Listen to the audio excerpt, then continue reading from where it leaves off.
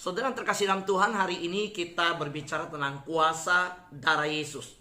Ketika saya merenungkan akan perjalanan kehidupan Yesus, khususnya di dalam menghadapi kematian, saya mengajak saudara masuk pada bagian setelah selesai diadili. Jadi keputusan terakhir adalah Yesus disalib. Keputusan bahwa Yesus harus mati. Itu permintaan dari orang-orang Yahudi.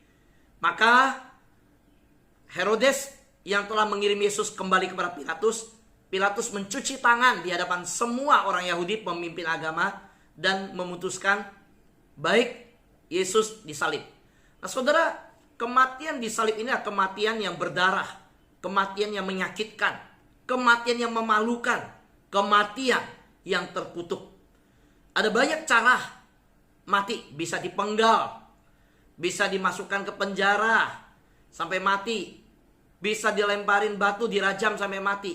Kenapa salib yang dipilih oleh bangsa Yahudi? Karena memang waktu itu penghukuman Romawi untuk membuat bangsa-bangsa lain menjadi takut adalah dengan disalib. Dan kematian disalib itu kematian yang pelan-pelan, darah menetes terus keluar. Dan kematian itu sebuah kematian yang sengaja dipertontonkan, digantung, dipertontonkan atau dipermalukan. Dan itu dianggap adalah kematian yang terkutuk. Karena kematian yang digantung, mayat yang tidak langsung dikubur, digantung sampai mati, dipertontonkan, itu adalah yang memalukan. Maka kematian Yesus adalah kematian yang harusnya saat ini, ketika firman Tuhan diberitakan, adalah membuat hati kita tertusuk. Hati kita sedih, teramat dalam, ketika harus menerima sebuah pengampunan yang menggantikan kita yang berdosa. Sebuah kematian yang menukar hidup kita. Kematian yang berdarah, kematian yang menyakitkan, kematian yang memalukan, kematian yang terkutuk. Mari kita mulai dari hari Kamis ini menuju kepada Jumat Agung, mulai merenungkan saat-saat Yesus disalib. Saudara yang terkasih dalam Tuhan, Markus pasal 15 ayat 20b sampai 21. Inilah keputusan Yesus disalib. Kemudian Yesus dibawa keluar untuk disalibkan. Pada waktu itu lewat seorang yang bernama Simon orang Kirene, ayah Alexander dan Rufus, yang baru datang dari luar kota. Dan orang itu mereka paksa untuk memikul salib Yesus. Inilah yang saya sebut keputusan yang sudah final. Yesus dibawa keluar untuk disalib. Selesai sudah pengadilan memutuskan. Saudara, di dalam keputusan ini saya mengajak kita melihat bahwa ritual kurban, ya, perjanjian lama itu hanya merupakan gambaran akan kurban yang lebih besar dan lebih sempurna yang akan datang. Kita tahu bahwa di dalam perjanjian lama Musa mengajarkan peraturan-peraturan dan melangsungkan ritual dari pengampunan dosa umat Israel dengan kurban domba, dengan kurban binatang. Dan dari ritual-ritual itu darah yang dipercikkan, itu semua, ingat baik-baik di awal firman Tuhan ini, itu merupakan gambaran, ya, ritual, semua ritual dari korban, ya, itu merupakan gambaran, ya, di perjanjian lama itu gambaran dari apa? Dari kurban yang lebih besar, lebih sempurna yang akan datang. Jadi Yesus Kristus adalah korban perdamaian yang sempurna. Nah, ini pengantar kunci yang harus kita pegang senantiasa. Waktu membaca perjanjian lama, ketika bertemu dengan kurban-kurban, itu kita harus ingat itu gambaran. Dan semua gambaran ini menuju satu pribadi, yaitu Yesus Kristus, yang adalah korban perdamaian yang sempurna. Saudara, saya kagum sekali dengan cara Tuhan menyampaikan gambaran-gambaran ini. Kalau kita lihat, Tuhan adalah arsitek yang paling sempurna. Tidak ada arsitek di dunia yang bisa menyaingi akan Tuhan kita. Waktu Tuhan merancangkan sebuah rancangan di mana memberikan pengertian yang begitu detail untuk kita, maka saya terkagum-kagum betapa untuk sebuah penebusan umat manusia Tuhan memberikan cara yang begitu rapi, yang begitu mendidik kita sampai mengerti bahwa Yesus Kristus adalah korban yang sempurna, adalah korban perdamaian untuk saudara dan saya. Dan ini semua dirancangkan oleh Tuhan di dalam sidang ilahi, dirancangkan oleh Tuhan dalam keputusan ilahi, dan semua dirancangkan dengan begitu teliti, begitu rapi, sehingga kita dibuat untuk mengerti. Maka ini wajib untuk diajarkan untuk umat Tuhan.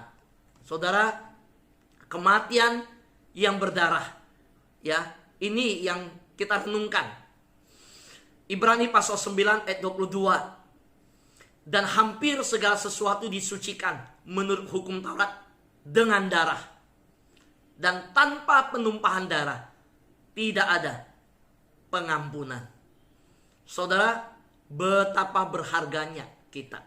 Dari ayat ini saya mengajak kita melihat betapa hidup kita itu dinilai berharga. Salib mulai diberikan bayang-bayangnya. Saya ulangi, bayang-bayang salib mulai terlihat di Kejadian pasal 3. Pada waktu manusia jatuh dalam dosa, Tuhan Allah menutup manusia yang telanjang dengan cawat yang dibuat dari kulit binatang. Bukan seperti manusia yang memakai daun menutup malu dirinya, menutup telanjang diri dengan daun-daun yang hanya sementara. Tuhan memberikan bayangan yang selamanya. Binatang dikorbankan, dan pertama kalinya kematian di Taman Eden bukan kematian Habel. Kematian pertama bukan manusia. Kematian yang pertama di dunia adalah binatang. Dan binatang itu tidak bersalah. Binatang itu dikorbankan karena salahnya manusia. Binatang itu diambil kulitnya, diberikan kepada Adam dan Hawa. Di situ Tuhan memberikan sebuah bukti bahwa kamu berdosa, saya tetap memberikan perhatian, tetap peduli, tetap mengasihi, dan Tuhan mengorbankan yang Dia ciptakan, yang tidak bersalah. Saudara, kurang apa kasih Tuhan?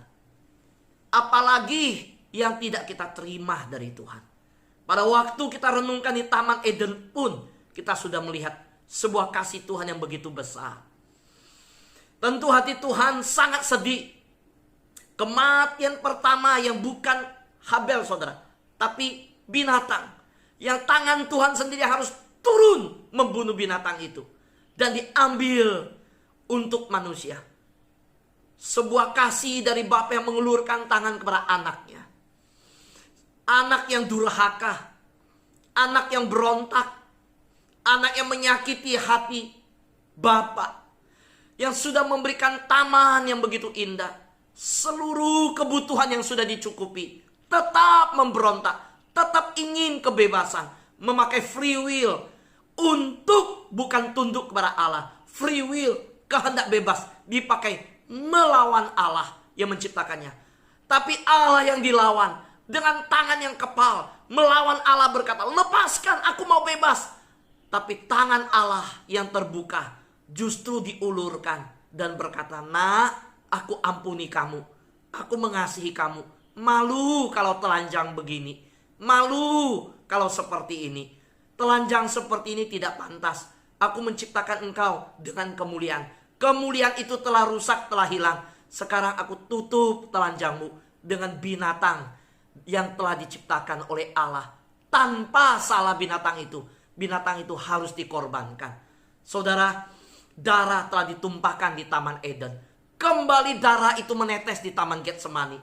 Ketika Yesus berdoa di Taman Getsemani, dosa manusia jelas di depan mata. Yesus berkata, apakah cawan ini biarlah lalu daripadaku. Cawan pahit, cawan dosa. Yesus tahu cawan itu akhirnya harus ditukar dengan cawan darah Yesus dia sendiri. Darah umat manusia yang penuh dengan dosa. Darah yang sudah berdosa dalam mengalir dari Adam dan Hawa. Darah yang mengalir dari Taman Eden dalam diri saudara dan saya. Darah yang berdosa itu menjadi status berdosa itu. Kini cawan itu Yesus berkata, biarlah cawan dosa ini lalu daripadaku. Tapi apa yang terjadi? Keputusan ilahi, sidang ilahi, ketetapan surgawi menetapkan cawan dosa itu harus dibersihkan oleh darah Yesus, diganti dengan darah perjanjian Yesus. Dan waktu taman Getsemani Yesus berdoa, perlu Yesus, keringat Yesus menetes, darah-darah yang diteteskan. Saudara, secara kedokteran itu bisa terjadi karena kondisi ketakutan, kondisi yang begitu menekan, stres, depresi begitu menekan sampai meneteskan darah. Alkitab mencatat perlu Yesus, keringat Yesus meneteskan darah. Saudara, kembali Taman Eden, darah dikorbankan. Taman Getsemani, darah mulai menetes. Saudara, dan sekarang di sidang Pilatus, Yesus dipakaikan mahkota duri. Darah itu bukan menetes lagi di kayu salib, saudara, waktu di bukit Golgota, di bukit Tengkorak, di Kalvari. Tapi darah itu telah diteteskan di pengadilan. Terus sepanjang jalan Via Dolorosa, darah itu terus diteteskan. Apa yang kurang, saudara? Inilah bukti kasih Allah. Hari ini saya mau berkata, Allah mengasihi saudara dan saya. Saudara, kurban Yesus korban yang sempurna. Kita tahu bahwa darah binatang yang dipercikkan dalam ritual perdamaian.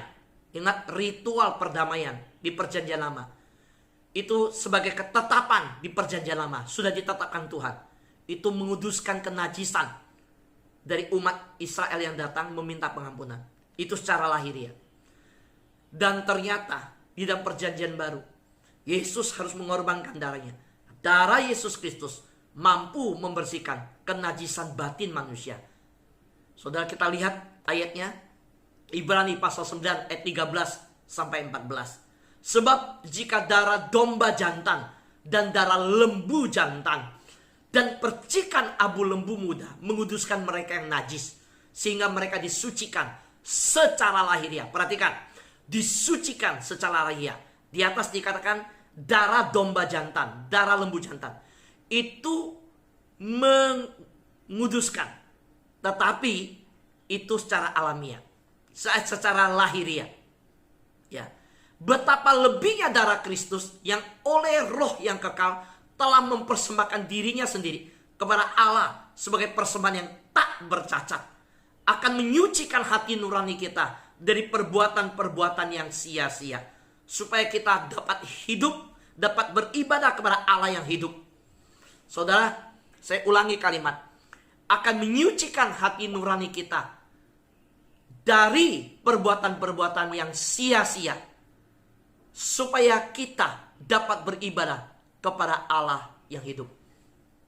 Saudara, dulu orang Israel datang harus dalam tujuan untuk minta pengampunan, harus bawa domba jantan, harus bawa lembu jantan.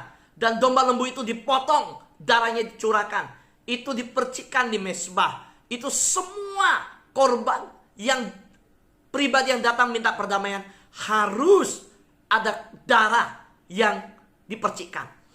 Harus bawa binatang yang dikorbankan. Saudara, sekarang ketika kita minta pengampunan dosa, bagaimana caranya? Maka darah Yesus yang sudah dikorbankan di kayu salib, itu satu kali menebus kita selama-lamanya. Dan saudara, sekarang kita datang, kita bawa apa? Kita membawa nama Yesus. Kita membawa darah Yesus yang telah menyucikan kita. Dan darah Yesus itu yang membuat kita layak untuk datang menghadap Allah yang hidup. Maka hari ini kita datang menyembah kepada Allah. Kita membuka di dalam nama Yesus.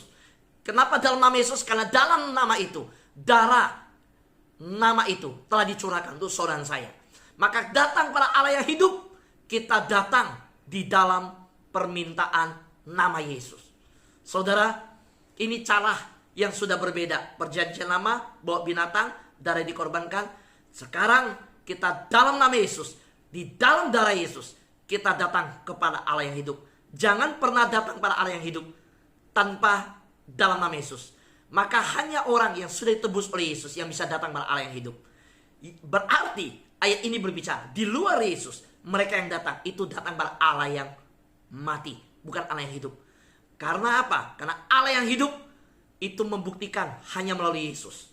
Jadi saudaraku yang terkesan Tuhan, kita kembali diingatkan bahwa darah Yesus, ya, Ibrani 9 ayat 21 dan 22. Inilah darah perjanjian yang ditetapkan Allah bagi kita.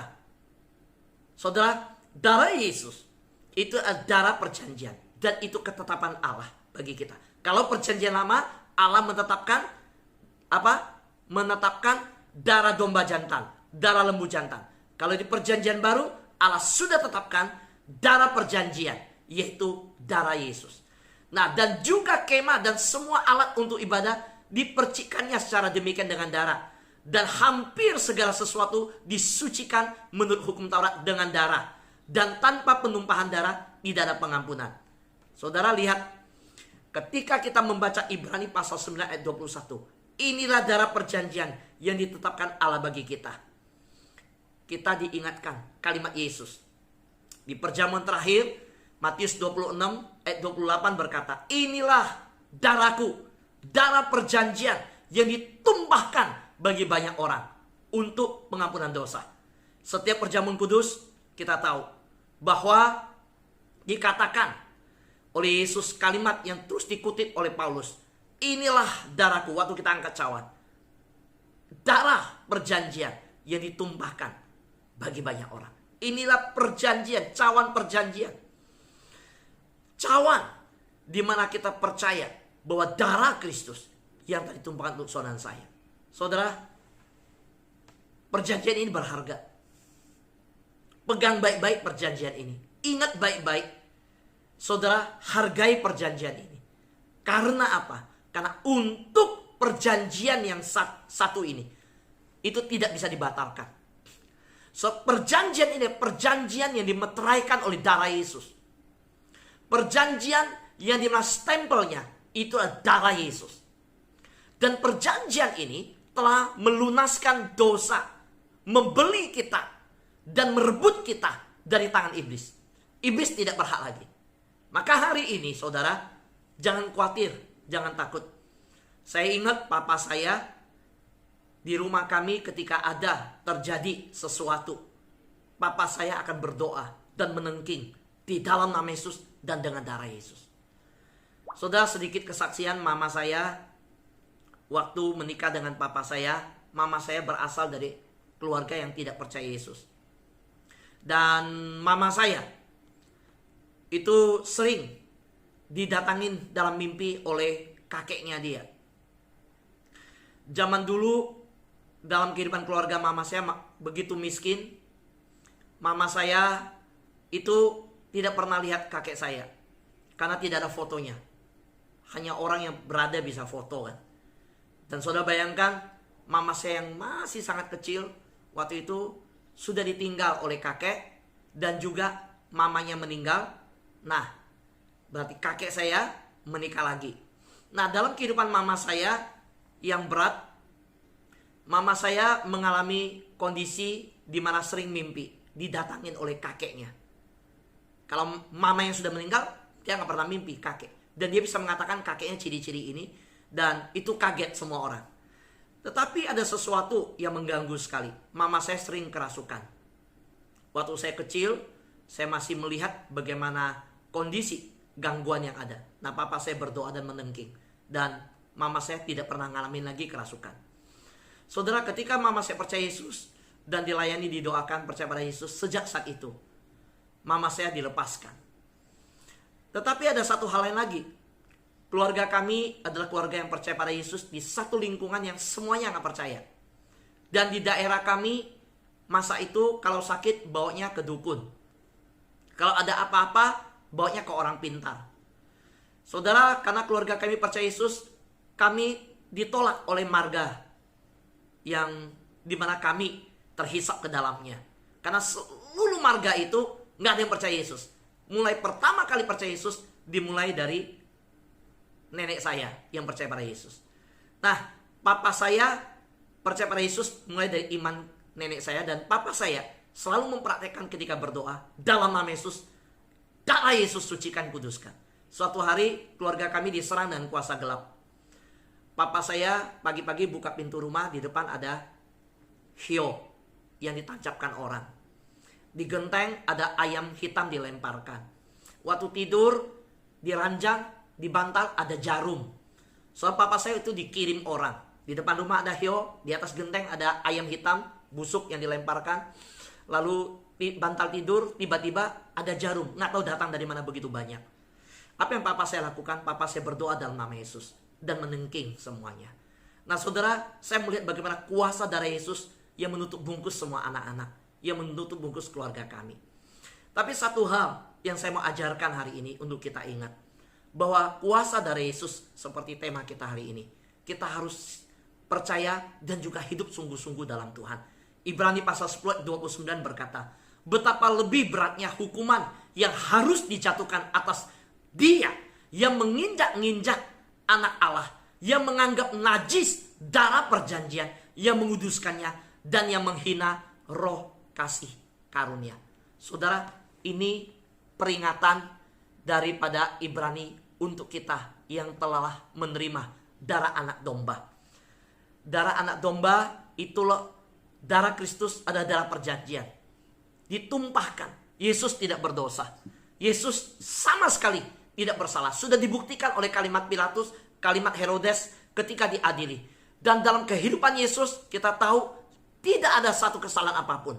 Tetapi disiksa di pengadilan, diperlakukan sepanjang jalan sampai Yesus yang dengan usia 33,5 tahun, begitu fit, badan begitu kuat, badan begitu sehat, anak tukang kayu tidak sanggup memikul salib, tidak sanggup memikul kayu itu sampai terjatuh berkali-kali. Sehingga Simon dari Kirene menggantikan Yesus memikul salib. Saudara, betapa berat penderitaan ini. Dan darah Yesus telah dipakai menjadi darah perjanjian. Perjanjian kasih karunia yang menembus saudara dan saya. Lalu apa yang harus kita respon hari ini? Satu hal yang saya mau ingatkan. Jangan menginjak-injak darah Yesus Kristus. Darah yang mahal, darah yang suci, jangan dinajiskan. Pak Fu, gimana saya menajiskan? Ketika kita hidup tidak sebagai anak perjanjian. Hidup tidak mencerminkan perjanjian yang sudah diikatkan. Saudara, kalau sudah menikah, harus hidup sesuai perjanjian nikah. Kalau berdagang, berbisnis, harus sesuai dengan perjanjian yang tertulis. Kalau join, harus sesuai dengan perjanjian. Kalau persahabatan, harus sesuai etika yang berlaku. Kalau sudah ditebus oleh darah perjanjian, sudah diikat dalam perjanjian, hiduplah sesuai dengan ikatan itu. Kalau tidak sesuai, berarti saudara menajiskan itu. Bagaimana hidup sebagai anak Allah? Saya percaya saudara sudah mengerti. Hiduplah dengan sungguh-sungguh menghargai itu. Hidup melakukan penuh ketaatan, penuh penundukan. Taat, tunduk, setia. Hidup jadi terang dan garam. Hidup memberitakan amanat agung. Hidup menjunjung tinggi akan kematian Kristus. Maka kita tidak melecehkan akan kasih karunia. Jangan melecehkan kasih karunia. Jangan menajiskan darah anak domba. Maka ketika kita berdoa dalam nama Yesus, kita berdoa darah Yesus. Kalimat yang kita ucapkan penuh kuasa. Kita tidak berkuasa memakai darah perjanjian kalau kita tidak hidup sesuai dengan darah perjanjian. Amin saudara. Kita tidak bisa mengklaim darah waktu keluarga kita diserang kuasa gelap, waktu rumah tangga kita punya celah iblis untuk menyerang, waktu kita hidup tidak sesuai, waktu kita memakai dalam nama Yesus, darah Yesus, iblis ketawa. Iblis bilang perjanjian itu batal, kamu sendiri gak sesuai. Saudara, yuk hari ini kita datang pada Tuhan dengan sungguh-sungguh. Mari kita satukan hati, kita berdoa. Amin.